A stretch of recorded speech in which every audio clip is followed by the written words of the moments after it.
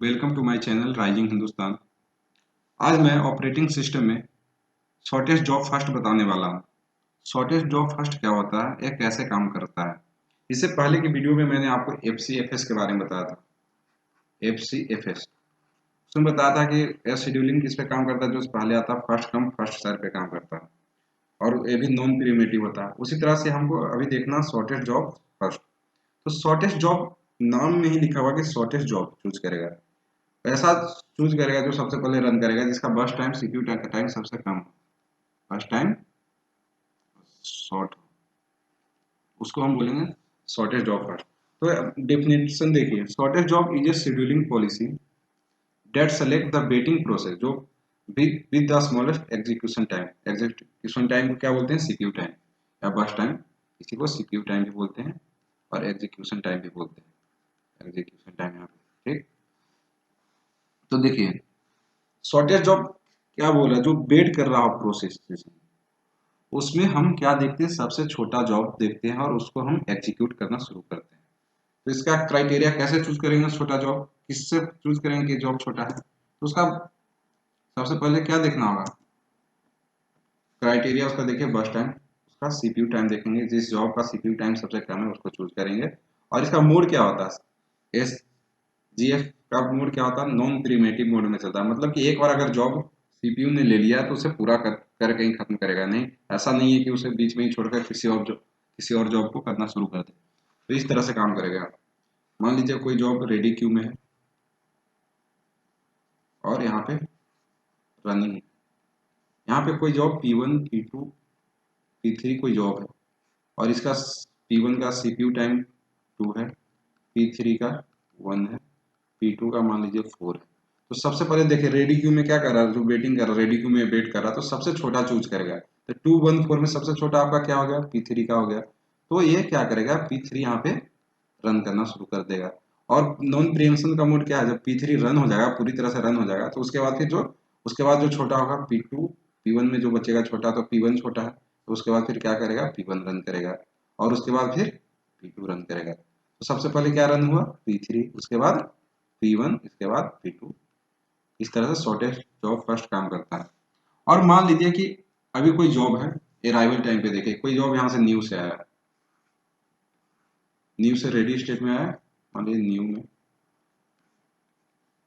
ये रेडी हो गया और ये रनिंग हो गया।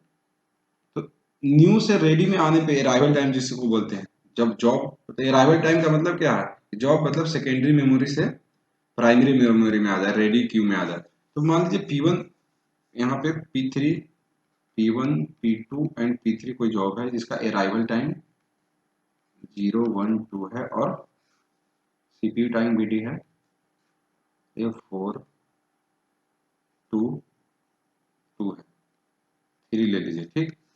तो सबसे पहले कौन सा जॉब रन करेगा, तो देखिए सबसे पहले ध्यान देना है कि अराइवल टाइम, अगर हम गैंग चार्ट बना देंगे, बताएंगे बाद में क्वेश्चन है कि गैंग चार्ट बनाएंगे, तो अराइवल टाइम सबसे पहले 0 पे तो P1 जॉब है, तो अवेलेबल जॉब में सेलेक्ट करेंगे सबसे छोटा जॉब। मतलब और इसका मतलब क्या हुआ कि हम सीधे ऐसा तो नहीं कर लेंगे कि P2 छोटा दिख रहा है तो सबसे पहले P2 को सेलेक्ट कर लेंगे, नहीं। क्योंकि P2 को अगर ध्यान से आप देखिएगा, P2 को ध्यान से देखिएगा तो उसने अराइव कब किया है, P2 अराइव ही किया है 1 पे। तो 1 से पहले तो जॉब आया हुआ है P1, P1 तो 0 पे आया हुआ है, तो सबसे पहले क्या रन कर जाएगा, P1 रन कर जाएगा। यहाँ पे P1 तो पहले आया हुआ है ना, उसके बाद यहाँ पे P2 P3 अभी न्यू में है, रेडी में तो आया नहीं है, तो P1 रन कर जाएगा, जबकि इसका बर्स्ट टाइम सबसे ज्यादा है। तो सबसे पहले P1 ही रन करेगा, इसमें कोई गुंजाइश की बात नहीं है। अब देखिए, अब बर्स्ट टाइम 4 है तो इसके रन करने में चार चार में सब दोनों जॉब आ जाएंगे, और टाइम यूनिट में दोनों जॉब आ जाएंगे। देखिए ये 1 2 मतलब दोनों आ गए हैं, P1 and P2 and P3 आए हुए हैं यहाँ पे। तो क्या होगा उसके बाद, P1 P2 एंड P3 आया हुआ है, तो इसमें हम देखेंगे वो सबसे छोटा है, सबसे छोटा कौन है, P2 है, तो फिर P2 रन कर जाएगा, उसके बाद P3 रन करेगा, इस तरह से करेंगे ठीक। अब देखिए आप एक क्वेश्चन देख लीजिए, in the given table find average waiting time and average turn around time using SGF shortest job first. तो अब इस क्वेश्चन को बनाने के बाद आपका सारा कंफ्यूजन से रिलेटेड खत्म हो जाएगा। तो क्या करना होगा आपको, अभी क्या बताया था कि कोई भी क्वेश्चन करने से पहले, कोई भी क्वेश्चन करने से पहले हमें क्या करना होता है, गैंग चार्ट बना लेना होता है। क्या बनाएंगे हम? एक गैंग चार्ट बना लेंगे। देखिए यहाँ पे एक गैंग चार्ट बनाइए आप, कुछ ध्यान नहीं दीजिए, सिर्फ एक गैंग चार्ट बना लीजिए इस तरह से। उसके बाद सारे क्वेश्चन अपने आप बन जाएंगे। अब देखिए सीरियल नंबर 1 2 3 4 5 जॉब है, उसका अराइवल टाइम दिया हुआ है और बर्स्ट टाइम दिया हुआ है, मतलब सीपीयू टाइम दिया हुआ है। बर्स्ट टाइम का मतलब हुआ सीपीयू टाइम और एग्जीक्यूशन टाइम। और आपको निकालना क्या है? Average waiting time and average turn around time. तो आप यहाँ से निकाल सकते हैं। इसमें क्या करना होगा? सबसे पहले लाइन सही नहीं खींच रही है, कोई बात नहीं, आप निकाल लीजिए कंप्लीशन टाइम। ठीक, तो अब ध्यान दीजिए यहाँ पे सारा जॉब जीरो से लेके वन के बीच में कोई जॉब आया ही नहीं है। जीरो से लेकर वन तक में आप ध्यान से देखिएगा कोई जॉब नहीं आया है। जीरो से लेकर वन तक में सीपीयू क्या बैठेगा? आइडियल बैठेगा, कोई काम ही नहीं, उसको ऐसे ही बैठा रहेगा जीरो से लेकर वन तक। अब देखिए जॉब वन अराइवल, अब सीपीयू एक सेकेंड बाद या एक वन टाइम यूनिट के बाद देखिए कौन सा जॉब आया है? मात्र P1 आया है। P1 जॉब आया हुआ है। तो यहाँ पे अवेलेबल जॉब 1 सेकंड पे एट ए टाइम वन पे कितना है? सिर्फ P1 है। तो इसमें बस टाइम तो देखना ही नहीं है, क्योंकि अराइव सिर्फ P1 किया है, तो हम P1 को रन करवा लेंगे। P1 रन किया, कितना पे आ गया? 7 यूनिट टाइम है, तो कितने आ गए? 8। ठीक, उसके बाद देखिए अब 8 तक कौन कौन से जॉब आ गए? जब टाइम यूनिट 8 हुआ तो कौन कौन सा जॉब अवेलेबल है? तो ध्यान दीजिएगा, P2 जिसका अराइवल टाइम 2 है, तो मतलब 3 है, तो P2 भी आ गया। P3 अराइवल टाइम क्या है? 6 है, मतलब 8 से कम है, तो P3 भी आ गया। उसके बाद 4 देखिए, ये 7 है अराइवल टाइम, तो P4 भी आ गया। और P5 9 है, तो P5 नहीं आया।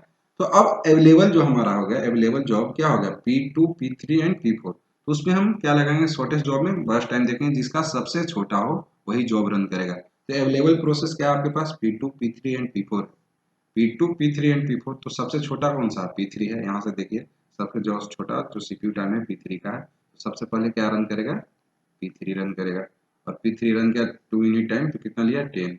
उसके बाद छोटा कौन सा है? P2। अब देखिए P3 तो रन कर गया, ठीक, P3 रन कर दिया। तो अब 10 तक कौन से जॉब आ गए? P5 भी आ गया। 10 तक आप ध्यान से देखिएगा तो अवेलेबल जॉब में क्या क्या आ गया? P5 भी आ गया, तो P5। अब देखिए अब बचा अवेलेबल जॉब कौन? P2 P4 and P5। P2 P4 and P5, तो देखिए इसका सबसे कम किसका है टाइमिंग? सीपीयू टाइमिंग अभी इस तीनों अवेलेबल जॉब में P2 का है, तो P2 लिख दीजिए। ठीक, P2 रन किया। अब चूंकि नॉन प्रिमेटिव है तो पूरा रन करेगा। P2 रन करेगा तो 2 यूनिट टाइम 3 यूनिट 13 हो जाएगा। और उसके बाद P2 खत्म हो गया। उसके बाद P4 एंड P5 में देखिए, P4 एंड P5 में किसका शॉर्टेस्ट टाइम है? तो P5 है, 8 है, 10 से छोटा है, तो P5 रन कर गया। P5 8 यूनिट रन किया, तो कितना हो गया? 21। और उसके बाद क्या हो गया? बचा फिर P4, तो P4 आपका रन कर गया। ठीक, तो P4 आपका रन करके कितना? 10 यूनिट, मतलब 31 यूनिट रन कर गया। कंप्लीशन टाइम, तो कंप्लीशन टाइम यहाँ पे लिख देंगे। P1 के लिए कितना है कंप्लीशन टाइम? 8। देखिए तो यहाँ पे 8 हो जाएगा। उसी तरह से P2 का देखिए, P2 यहाँ पे फिनिश हुआ 13 पे, तो 13 लिख दिया जाएगा। P3 कहाँ पे हुआ? 10 पे, तो 10। P4 31, P5 21। तो कंप्लीशन टाइम आपका निकल गया। कंप्लीशन टाइम के बाद आपको निकालना होता है turn around time. Turn around क्या टाइम क्या होता है? कंप्लीशन टाइम का मतलब होता है कि सीपीयू अपने पूरा प्रोसेस कर दिया और मतलब मशीन से बाहर चला गया, तो कंप्लीशन टाइम को हम एग्जिट टाइम भी कहते हैं। तो टर्न अराउंड टाइम जो मशीन के अंदर कितनी देर तक कोई भी प्रोग्राम या प्रोसेस रहा। तो टीएटी क्या होता है? टीएटी बराबर आपका होता है, फॉर्मूला बताया था कल, सीटी माइनस अराइवल टाइम, मतलब exit time minus arrival time. सीटी को बोलते हैं एग्जिट टाइम। ठीक, तो टर्न अराउंड टाइम देखिए 8 - 1, यहाँ पे अराइवल टाइम है। 8 - 1 क्या आ गया? 7। ठीक, 13 - 3 क्या आ गया? 10। उसी तरह से 10 - 6 4। 31 - 7 क्या आ गया? 24। एंड 21 - 9 क्या होगा? 12। ठीक, टर्न अराउंड टाइम निकल गया। तो वेटिंग टाइम क्या होगा? वेटिंग टाइम बराबर अभी फॉर्मूला बताया था, turn around time plus, sorry, minus turn around time minus CPU time. ठीक, हो गया आपका वेटिंग टाइम। तो टर्न अराउंड टाइम माइनस, तो वेटिंग टाइम निकलेगा कैसे? देखिए टर्न अराउंड टाइम आपका निकला हुआ है, बस टाइम गिवन है, तो वेटिंग टाइम निकल जाएगा। 7 - 7 क्या हो गया? 0। 10 - 3 क्या हो गया? 7। एंड 4 माइनस 2 क्या हो गया 2 एंड 14 माइनस 24 माइनस 10 क्या हो गया 14। इसी तरह से 12 माइनस 8 क्या हो गया 4। आपका वेटिंग टाइम निकल गया। तो क्वेश्चन जो दिया हुआ है आपका find the average waiting time. Average में क्या एवरेज का आपका फॉर्मूला क्या होता है एवरेज वेटिंग टाइम निकल जाएगा आपका। सभी को समेशन कर देंगे 0 plus 7 7 plus 2 9 plus 14 23 plus 4 27 by इतने प्रोसेस 5 है तो 5 तो 27 बाई 5 आपका वेटिंग टाइम हो गया 5.4 ये होगा। ठीक उसी तरह से टर्न अराउंड टाइम को सभी को जोड़ दीजिए आप 12 प्लस 24 36 प्लस 4 40 10 50 7 57 बाई 5 तो आपका 11.4 हो जाएगा turn around time average turn around time and average waiting time आपका हो गया 5.4 इस तरह से आप निकाल सकते हैं। तो करना क्या था आपको सबसे पहले देखना था कौन सा जॉब उस अराइवल टाइम पे आया है। सबसे पहले आपको क्या अराइवल टाइम देखना था। अब देखिए यहाँ पे तो सीपीयू आइडल था 0 से लेकर 1 तक कोई भी जॉब ही नहीं आया था। P1 पे देखिए 1 पे कौन सा जॉब आया था सिर्फ 1 आया था इसलिए सबसे पहले मैंने P1 को रन किया और उसके बाद कौन से जॉब आ गए थे आप देखिए P2 P3 P4 आ गया था तो मैंने सबसे छोटा P3 को सेलेक्ट किया ये ध्यान दीजिएगा। तो इस तरह से शॉर्टेस्ट जॉब आप सोल्व कर सकते हैं। तो शॉर्टेस्ट जॉब क्या है ये क्या गारंटी देता है इसका एडवांटेज क्या है तो देखिए ध्यान से। तो शॉर्टेस्ट जॉब हो गया आपका शॉर्टेस्ट जॉब का एडवांटेज क्या है मैक्सिमम थ्रूपुट देता है। थ्रूपुट क्या होता है एफिशिएंसी होता है। थ्रूपुट का मतलब कि एक per unit time how many process run. Throughput का मतलब होता है per unit time number of process run how many process run in CPU. तो मैक्सिमम थ्रू का पुट का मतलब कि पर यूनिट का मैक्सिमम प्रोसेस रन कर रहा है और minimum average waiting time and turn around time देता है। एसजीएफ एक ऐसा शेड्यूलिंग एल्गोरिदम है जो मिनिमम एवरेज वेटिंग टाइम देता है। इसका सबसे बड़ा एडवांटेज क्या होता है मिनिमम एवरेज वेटिंग टाइम। देखिए इसका एवरेज कोई भी आप शेड्यूलिंग एल्गोरिदम यूज कर लीजिए 5.4 से कम इसका एवरेज वेटिंग टाइम नहीं आ सकता। तो एसजीएफ में सबसे कम देगा आप याद रखिएगा। डिसएडवांटेज क्या होता है डिसएडवांटेज इसका ये होता है कि ये स्टारवेशन प्रॉब्लम पे जॉब करता है जो बड़ी बड़ी प्रॉब्लम है। मान लीजिए P1 P2 P3 P4 P5 कोई प्रॉब्लम मान लीजिए P4 का जो रन टाइम है सीपीयू टाइम मान लीजिए 100 टाइम यूनिट है और P1 का क्या है 1 इसका ले लीजिए 4 इसका ले लीजिए 2 इसका ले लीजिए 2।